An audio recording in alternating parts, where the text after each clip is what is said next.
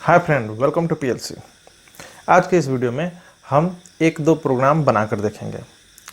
जो भी प्रोग्राम की रिक्वायरमेंट है, जो भी छोटी मोटी रिक्वायरमेंट है, उन सारे चीज़ों को हम लोग पढ़ चुके हैं। हालांकि पढ़ना तो अभी बहुत कुछ बाकी है, लेकिन एक छोटा सा प्रोग्राम बनाने के लिए जो चीज़ की आवश्यकता होती है वो सारे चीज़ लगभग हम लोग जान चुके हैं। जैसे कि वेरिएबल क्या होता है, कीवर्ड्स क्या होता है, डाटा टाइप्स क्या होता है, इनपुट आउटपुट के लिए प्रिंटफ, स्कैनफ, ये सब चीज़ जान चुके हैं हम लोग।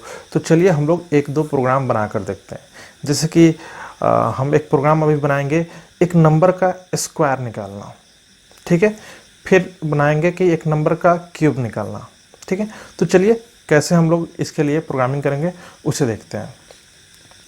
तो चलिए हम प्रोग्रामिंग शुरू करते हैं। तो आपको पता है कि मेन फंक्शन रिक्वायर्ड है, क्योंकि बिना मेन फंक्शन का कोई प्रोग्राम नहीं हो सकता है। तो पहले मेन फंक्शन बनाते हैं।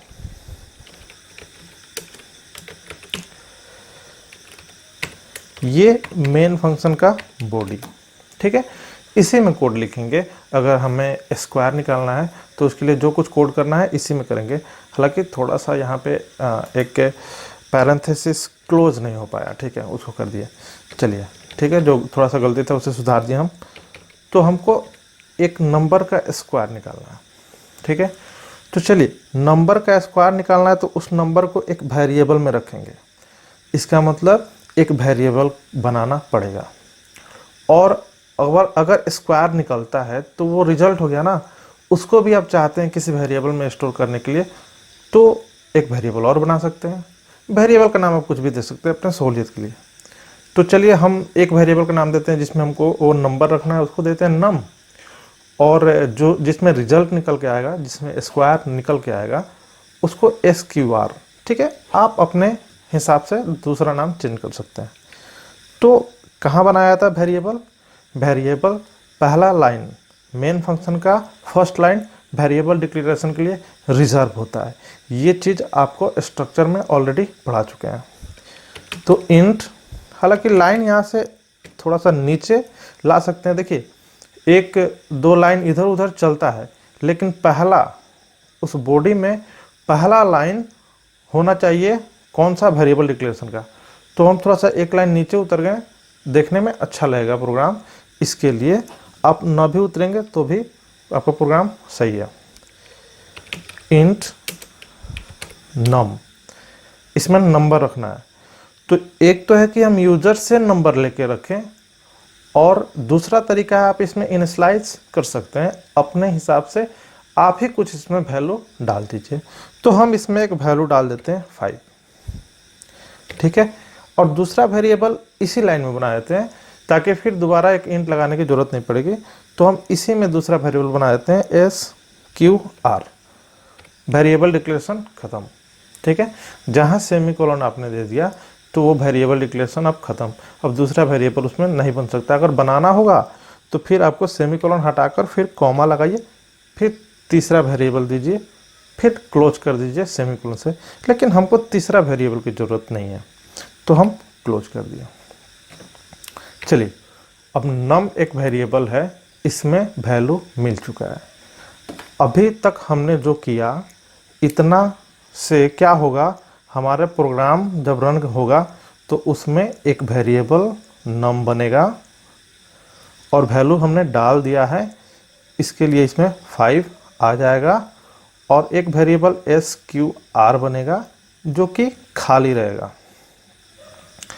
एक राज की बात बताते हैं आपको, कोई भी वेरिएबल आप बनाते हैं उसमें उसी टाइम अगर इनिशियलाइज नहीं करते हैं कोई डाटा, तो कुछ गार्बेज वैल्यू रहता है, कुछ भी हो सकता है, फिक्स्ड नहीं है। गार्बेज वैल्यू का मतलब कचरा, कुछ भी हो सकता है। तो आप मान के चल सकते हैं ये अभी खाली नहीं है, इसमें कुछ गार्बेज वैल्यू है। जैसे कुछ नया वैल्यू दीजिएगा ये गार्बेज वैल्यू हट जाएगा। तो अब बस इतना याद रखिए कि इसमें क्या रहता है, गार्बेज वैल्यू पहले से रहता है, ठीक है। अब हमको स्क्वायर निकालना है, तो स्क्वायर निकाल कर किस में डालना है? SQR वेरिएबल में ही ना डालना है। तो उसको निकालने के लिए देखिए कैसे लिखेंगे। पहले SQR वेरिएबल का नाम इक्वल टू, अब स्क्वायर निकालना है। तो स्क्वायर कैसे निकलता है? आपको पता है कि अगर 5 का स्क्वायर हमें निकालना है तो 25 आता है। तो ये 25 आ कैसे जाता है? आपको पता है 5 इंटू 5 करना पड़ता है, मतलब सेम वैल्यू को सेम वैल्यू से मल्टीप्लाई कर दो। वही काम करेंगे। ये वैल्यू किस में पड़ा है? नम में पड़ा है, तो हम नम का यूज करेंगे।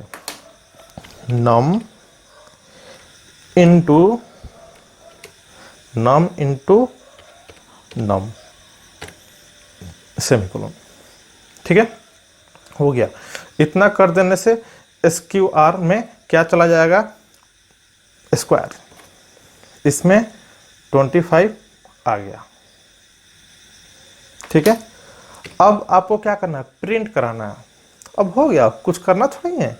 आपको स्क्वायर निकालना था, स्क्वायर निकल ही गया, और वो डाटा जो भी स्क्वायर रिजल्ट जो आया हुआ SQR में पड़ा है, तो SQR के वैल्यू को प्रिंट कर दीजिए स्क्रीन पे, तो यूजर को आउटपुट मिल जाएगा। हाँ, प्रिंट करने के लिए आपको पता है प्रिंट एफ का इस्तेमाल करते हैं।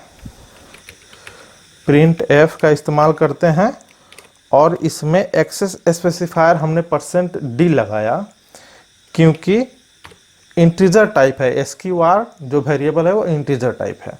इन सब बातों को थोड़ा सा आपको ध्यान देना होगा, नहीं तो एरर आएगा। किसका डाटा प्रिंट कराना है?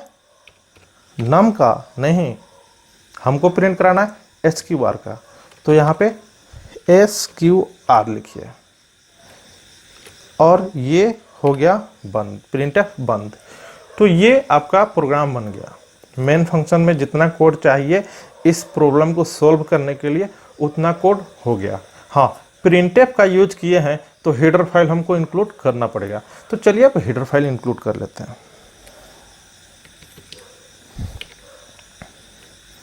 ठीक है, हैश इंक्लूड studio.h। ये धीरे धीरे याद हो जाता है। हो गया। अब चलिए इसको रन कराते हैं। रन कराने से पहले क्या करेंगे? कंपाइल। कंपाइल हुआ, एक भी एरर है? नहीं है, इसका मतलब प्रोग्राम सही है। अब आउटपुट चेक करेंगे। रन कराते हैं, प्रोग्राम रन हो गया, और आउटपुट स्क्रीन देखने के लिए Alt F5, आउटपुट आ गया। देखिए आउटपुट 25 आया ना, 25 ही तो आना चाहिए। 5 इंटू 5 मतलब 5 का स्क्वायर कितना हो गया? 25। तो ये आउटपुट आया, लेकिन आउटपुट बड़ा ही सिंपल सा था। आउटपुट को हमेशा थोड़ा सा अट्रैक्टिव बनाइए। काश ऐसा होता कि कुछ मैसेज के साथ आउटपुट आता तो थोड़ा देखने में अच्छा लगता है। जैसे कि ऐसे मैसेज आता, स्क्वायर इक्वल टू 25। ये वाला मैसेज आता ना, ये थोड़ा सा अच्छा लगता देखने में। इस तरह का मैसेज हमें चाहिए। तो हम क्या करेंगे? कुछ नहीं, अपने आउटपुट को मैनेज कर लेंगे। मतलब प्रिंटफ में ये मैसेज एक्चुअली इतना ही ना है, ये तो वेरिएबल का डाटा है, तो इतना ये वाला पार्ट डाल देंगे प्रिंटफ में। तो देखिए कहाँ डालते हैं हम, ये सब चीज सीख जाइएगा आप।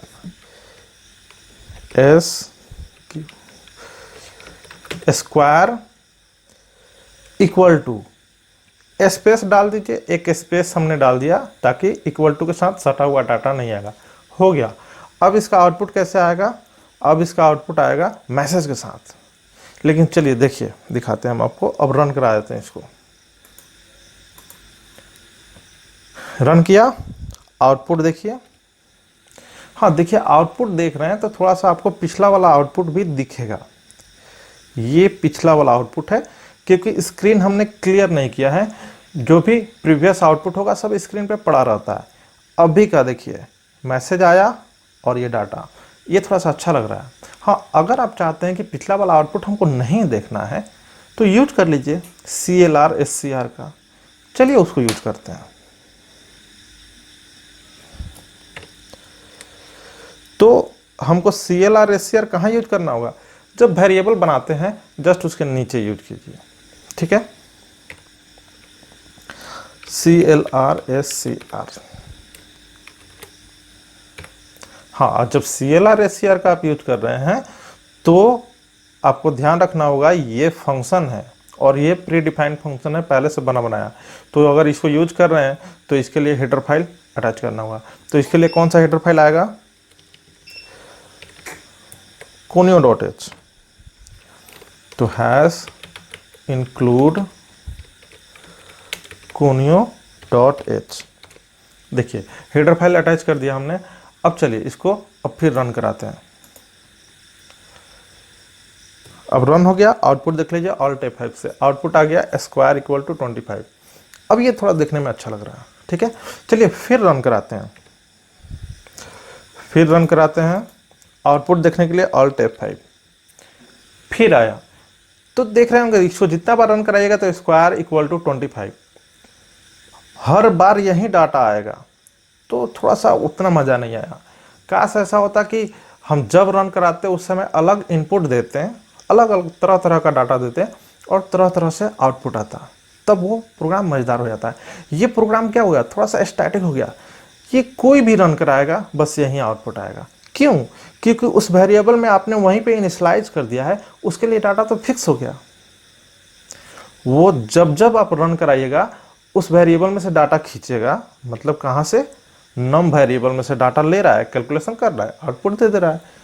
नम वेरिएबल में ऑलरेडी 5 उसके साथ इनिशियलाइज कर दिया गया है, तो फिक्स हो गया। जब भी रन कर रहा है प्रोग्राम, वो 5 लेके ही आ रहा है, 5 मिल जा रहा है उसको शुरू में ही।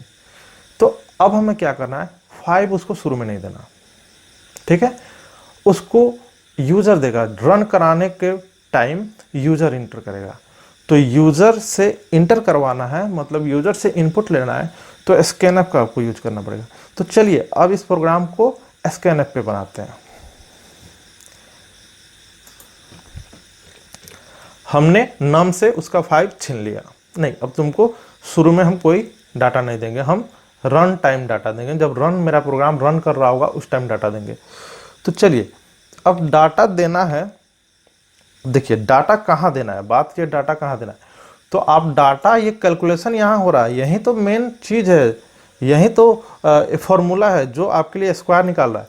तो इसके बाद डाटा दीजिएगा, यूजर इसके बाद डाटा देगा, नहीं इसके बाद देके क्या करेगा, कैलकुलेशन तो पहले ही हो जा रहा है। तो कैलकुलेशन से पहले नम में डाटा मिल जाना चाहिए। तो कैलकुलेशन से पहले कहीं पे भी आप इनपुट ले सकते हैं। तो चलिए हम क्या करते हैं, CLR SCR के बाद और कैलकुलेशन जहां हो रहा है उससे पहले इनपुट ले लेते हैं। तो इनपुट लेने के पहले एक मैसेज दे दीजिए, printf inter an integer number. थोड़ा कंप्लीट मैसेज देने से क्या होता है ना कि कंफ्यूजन नहीं होता है यूजर को। तो ये मैसेज गया, ये मैसेज देखते यूजर नंबर प्रेस करेगा। तो तुरंत कैच करने के लिए आप स्कैनएफ लगा लीजिए, स्कैनएफ। देखिए स्कैनएफ में एक्सेस स्पेसिफायर %d लगाइएगा, क्योंकि जिस वेरिएबल में आप इनपुट कर रहे हैं वो वेरिएबल इंटीजर टाइप है, ठीक है। तो ये सारी चीजें आपको ध्यान रखनी होगी। अब कौन से वेरिएबल में आप इनपुट कराना चाहते हैं उस वेरिएबल का नाम दे दीजिए। तो नम में कराना चाहते हैं तो हमने नम का यहाँ पे जिक्र कर दिया स्कैनएफ में। अब इसे क्या करते हैं, रन कराते हैं। देखिए रन कराया, देखिए कितना बढ़िया मैसेज आया, enter an integer number, message आ गया। अब क्या कीजिए, कोई सा भी नंबर, हमने 7 दिया, इंटर। आउटपुट देखते हैं, देखिए स्क्वायर इक्वल टू 49, कितना अच्छा लग रहा है। दोबारा रन कराते हैं। अब यहाँ पे हम 9 दिए, इंटर ऑल्ट F5 से आउटपुट देखें, देखिए 81। देख रहे हैं ना, ये प्रोग्राम थोड़ा सा डायनेमिक हो गया। इसको जब जब आप रन कराइएगा उस समय आप इसको नया वैल्यू दे सकते हैं और फिर उस नंबर का ये क्या करेगा, आपको स्क्वायर निकाल कर दे देगा, ठीक है। तो हमने स्क्वायर निकाल दिया और आपको क्या निकालना है, क्यूब। अब दिमाग लगाइए क्यूब कैसे निकलेगा, ठीक है। इस प्रोग्राम को हम यही खत्म करते हैं, मतलब इस वीडियो को मिलते हैं अगले वीडियो में। चलिए ठीक है, थैंक यू।